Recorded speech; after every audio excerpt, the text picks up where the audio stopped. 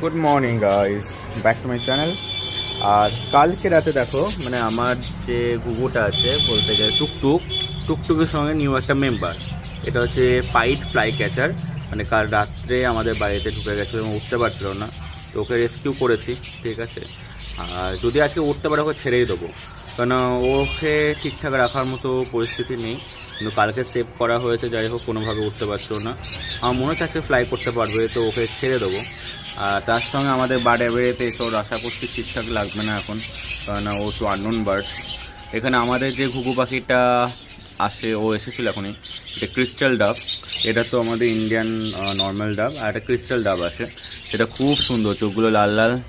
তিনজন আছে, বাবা মা আগে আসতে, এখন বাচ্চাটা আছে। তো ওই আর কি। আর এই যে আমাদের পুচুতো না, ব্যাট খাচ্ছে।